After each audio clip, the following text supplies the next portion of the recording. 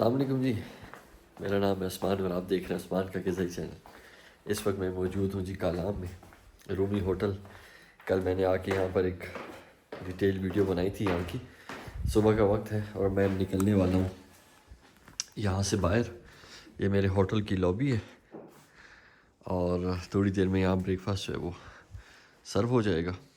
चलें अब मैं चलता हूँ जी बाहर की तरफ, क्योंकि ये नज़ारा जो है वो कम कम देखने को मिलता है और इस सीज़न में तो हमें बहुत कम मिला। तो माशाल्लाह बहुत ज़बरदस्त।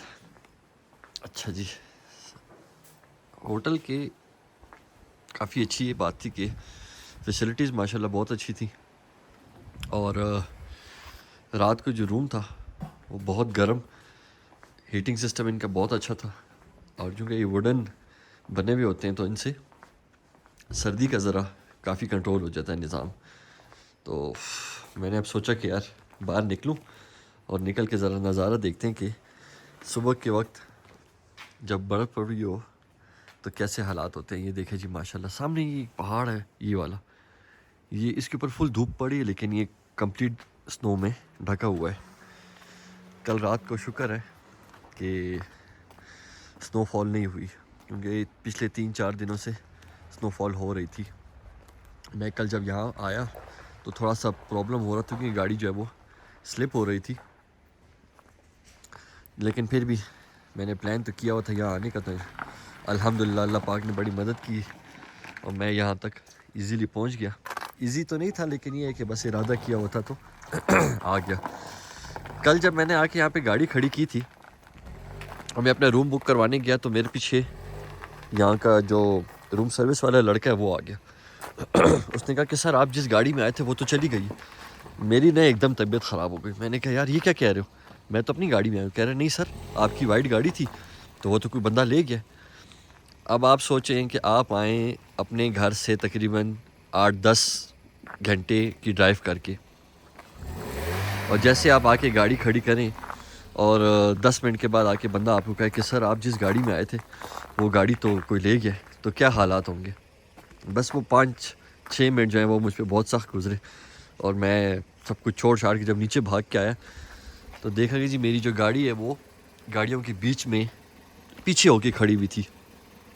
तो पता नहीं चल रहा, उसको पता नहीं चल रहा था। खैर शुक्र अल्हम्दुलिल्लाह अल्लाह पाक ने करम किया। फिर मुझे जहन में आया यार मैं तो लॉक लगाया हुआ था गाड़ी को, लेकिन फिर भी एहतियात करनी चाहिए।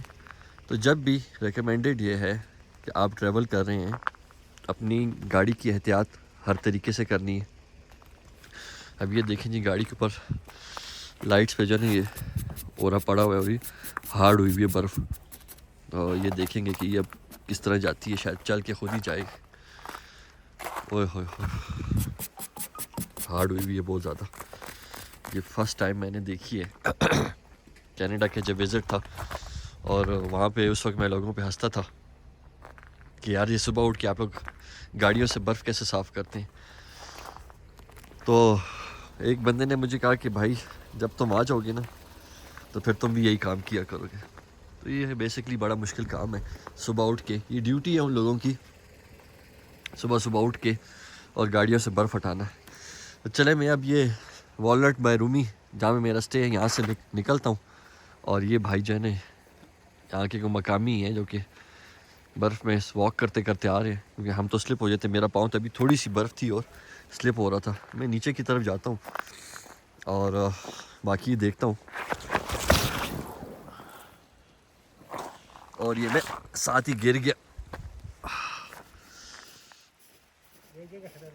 अच्छा ये जगह ख़तरनाक है और लाइव में जो है मैं स्लिप कर गया हूँ और मेरे बाजू पे लग गई है बहुत। हाँ बाजू पे लग गई है ख़राब किस्म की। देखें जी जहाँ के आप रहने वाले नहीं है ना वहाँ पे हर तरीके से एहतियात करनी है। अब मेरे बाजू पे लग गई है और हाथ पे भी बड़ी ख़राब किस्म की लगी है। ये जगह स्लिपरी थी, बल्कि ये सारा रास्ता ही स्लिपरी है। तो आप सोचें कि बंदा इस पे स्लिप होगा तो गाड़ी कैसे स्लिप होगी। इसलिए पाँव जो है ना वो बहुत जमा के रखने ताकि पाँव स्लिप ना करे। अच्छा ये अब ये चीज़ें साथ साथ चलती रहती हैं। और ये पानी की आवाज़ देखें, रात को मैंने बताया था इस होटल के बिल्कुल साथ जो है ना एक दरिया है, और रात को जब मैं गया तो उस दरिया की आवाज़ आ रही थी, जितना जमा था लेकिन उसके बावजूद जो है वो पानी बह रहा था। यहाँ से एहतियात से जाते हैं क्योंकि ये जगह ये काफ़ी ख़तरनाक मुझे लग रही है, बार बार मौका जो है ना नहीं मिलता, तो एहतियात करें। अच्छा, जहाँ पे भी जा रहे हैं वहाँ पर क्या करना है जी कि वहाँ की वेदर का सबसे पहले इन्फॉर्मेशन ले लें। अब चूँकि आप मुझे देखें मैंने ग्लव्स पहने हुए हैं, ठीक है, और दोबारा बताता हूँ, कैप मैंने रख ली थी, मफलर लिया, जैकेट हाई नेक नीचे पहना हुआ था, वार्मर्स मैंने पहने हुए हैं। ये चीज़ है जो आपको सर्दी में, क्योंकि मैं किसी और की बात नहीं कर रहा, मैं अपनी बात ये कर रहा हूँ कि मैं इस वेदर में बिल्कुल नहीं फिर सकता। मुझे बहुत ज़्यादा मुझे ठंडक से कुछ तकलीफ़ होती है, लेकिन मैं अब यहाँ पर हूँ तो इसका मतलब है कि मैंने इंतज़ाम किया हुआ है। तो मैं साथ साथ इसलिए भी ये चीज़ें बताता हूँ कि अक्सर लोग होते हैं वो बग़ैर तैयारी के निकल जाते हैं कि यार चलो बस देख लेंगे। ऐसा नहीं करना चाहिए, क्योंकि जब आप ऐसी जगह पे पहुँच जाएं फिर आपको ना हीटिंग सिस्टम मिलेगा, ना आपको ये ग्लव्स बाज़ार में मिलेंगे, ना कैप्स मिलेंगी, ना जैकेट्स मिलेंगी। तो अपनी पूरी तैयारी के साथ जब भी ट्रैवल करना है, चाहे पाकिस्तान के अंदर करना है या पाकिस्तान से बाहर करना है, पूरी तैयारी के साथ करना है ताकि वहाँ पे पहुँच के आपको कोई दुश्वारी ना हो। ये जगह अब थोड़ी सी बेहतर लग रही है मुझे, यहाँ पे वॉक की जा सकती है। अभी अर्ली है, इतना लेट नहीं हुआ, तकरीबन 8:30-9 बजे का टाइम है। तो मैंने सोचा कि यार सुबह सुबह जो निकल के कुछ थोड़ा सा मैं यहाँ पर बनाऊँ, क्योंकि मैंने जैसे कल बताया था कि मैं कालाम जो है 23 साल के बाद आया हूँ। 92 में आया था, उस वक्त तो एज बहुत कम थी, उस वक्त तो कुछ समझ भी नहीं आती थी, और 92 के बाद अब मैं आया हूँ।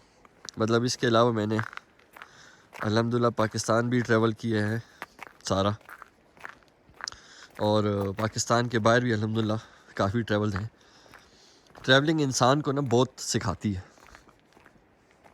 बहुत कुछ सीखने को मिलता है ट्रैवलिंग के बीच में, दिमाग खुलता है, चीज़ें ऑब्ज़र्व इंसान करता है, और आउट ऑफ द बॉक्स जाके आप सोचने की सलाहियत इंसान में पैदा होती है जब आप ट्रैवल कर रहे होते हैं। और एक चीज़ रेकमेंडेड जो मैं ये इसलिए बताऊंगा अपने एक्सपीरियंस से, जो चीज़ें मैंने की हैं, रोड ट्रैवल जो है ना वो इंसान को करना चाहिए। मैं रोड ट्रैवल प्रेफर करता हूँ। अब अगर आप अमेरिका जा रहे हैं तो वो तो आप खैर बाय रोड नहीं जा सकते। अमेरिका आप चले जाएं और फिर अमेरिका के अंदर गाड़ी लें और खूब बाय रोड ट्रैवल करें। जैसे मेरे 2-3 ट्रैवल हैं, और वो ये हैं कि मैं यहाँ से यूके पहले गया, यूके से, क्योंकि हमने सब जहाँ पर भी मैं जाता हूँ उससे पहले तकरीबन 6 महीने पहले एडवांस बुकिंग में हर होटल की करवा लेता हूँ और वीज़ाज़ में अप्लाई कर देता हूँ। तो उसमें ये होता है कि फिर आपको एंड में प्रॉब्लम नहीं होती कि आपने कहाँ जाना है, क्या करना है, एवरीथिंग इज़ प्लान्ड। तो यूके में गया, और यूके के बाद जो है मैं फिर यूरोप के टूर पे था, 15 days by road tour, France, Switzerland, Germany, Belgium, और वहाँ से होते होते फिर मैं वापस यूके आया। तो that was a memorable tour, बहुत अच्छा था। और उसके बाद फिर मैं कनाडा, और कनाडा से फिर बाय रोड, क्योंकि कनाडा से अमेरिका जाने की एक वजह ये थी कि मैं जो है वो वहाँ की सर्दी नहीं बर्दाश्त कर सका था। लेकिन आज मुझे यहाँ पे लग रहा है कि ये काबिल बर्दाश्त चीज़ है। वहाँ पे पता नहीं क्यों ऐसा लगता था कि यार मैं नहीं बर्दाश्त करूँगा, और मैं कनाडा से 4-5 दिन में फ़रार हो गया। वो लोग मेरी मिन्नतें करते रह गए, मेरे कज़न्स, मेरे दोस्त, यार अभी हमने बहुत सारी एक्टिविटीज़ करनी है, हमने काफ़ी जगहों पे जाना है। तो मैंने कहा यार मेरी तौबा, मैंने कानों को हाथ लगाया, मैंने कहा भाई नहीं हो सकता। हम एशियन कंट्रीज़ के रहने वाले लोग जो हैं हम इतनी ज़्यादा स्नो हो तो बर्दाश्त ही नहीं कर सकते। मैं नहीं कर सकता, किसी और का पता नहीं है। लेकिन फिर मैं जब अमेरिका गया तो वो 13 घंटे का बाय रोड सफ़र था, टोरंटो से न्यूयॉर्क तक। तो मुझे फिर वो मैंने बहुत अच्छा एंजॉय किया। इसलिए मैं कहता होता हूँ कि बाय रोड ट्रैवल हर किसी को करना चाहिए। और इस वक्त जो कनाडा में काफ़ी टाइम ज़माने से है, अब मेरा प्लान ये है कि जब मैं कनाडा जाऊँगा, इंशाल्लाह प्लान है, तो कनाडा जाके मैंने टोरंटो से वैंकूवर तक उनकी ट्रेन चलती है और उस ट्रेन में मैं सफ़र करूँगा। असल मज़ा तब आएगा जब सही उनकी पूरा मुल्क देखने को मिलेगा, जो लैंडस्केप है, क्योंकि कनाडा बहुत बड़ा है, बहुत ग्रीन है, बहुत बड़ा है, वो घूमने को मज़ा आएगा फिर। तो ये अब इंशाल्लाह प्लान है। मेरे सामने ना एक बड़ा खूबसूरत ये देखें कितनी प्यारी लग रही है, सामने पहाड़ों पे धूप, और जब ये बर्फ़ पे धूप पड़ी है, इन पर को नेक्स्ट लेवल नज़ारा है। ये इस दरख्त के पीछे एक बड़ा पहाड़ है, बहुत खूबसूरत, जिसके आगे ही बिल्कुल हमारा होटल है, बहुत अच्छा है।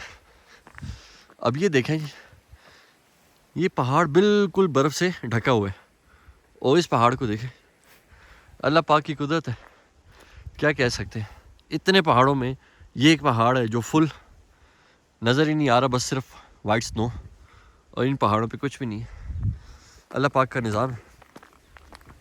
तो इस वीडियो बनाने का मकसद ये था कि जो मैं अपनी फीलिंग्स हैं आज यहाँ की वो शेयर कर सकूँ अपने व्यूअर्स के साथ, जो यहाँ पर आए हैं इस वेदर में या नहीं आए, सब तक ये वीडियो पहुँचे, और फिर वो अकॉर्डिंगली प्लान करें कि अगर नेक्स्ट ईयर वो आना चाहते हैं, क्योंकि अभी भी है टाइम थोड़ा सा, क्योंकि अभी सर्दी गई नहीं है। तो अगर कोई आना चाहे तो ज़रूर यहाँ पे आए, अपनी फैमिली के साथ, अपने फ्रेंड्स के साथ, जिनके साथ उनको एंजॉय करने का ज़्यादा मौका मिले, और इस चीज़ों को मिस नहीं करना चाहिए, क्योंकि ज़िंदगी में ट्रैवल करने का मौका कम मिलता है। तो जब भी मिले उस मौके को अवेल करें। अब मैं चलता हूँ और वापस अपने होटल की तरफ, और होटल की तरफ जाके अब मैं ये वापस मैं उसी जगह पे आ गया हूँ जहाँ पे मैंने स्लिप हुआ हूँ और लगी है मुझे बाजू पे। अब रूम में जाके चेक करूँगा कि वो किस किस्म की लगी है, लेकिन उससे पहले मैं सोच रहा हूँ कि ज़रा एक दफ़ा अपनी गाड़ी को स्टार्ट कर लूँ। अगर अल्लाह खैर करे, उम्मीद है कि स्टार्ट हो जाए, तो मेरे साथ रहें, अल्लाह खैर करेगा। बिस्मिल्लाहिर्रहमानिर्रहीम। पहला पड़ाव पास हो गया कि लॉक खुल गया। बिस्मिल्लाहिर्रहमानिर्रहीम, बिस्मिल्लाहिर्रहमानिर्रहीम।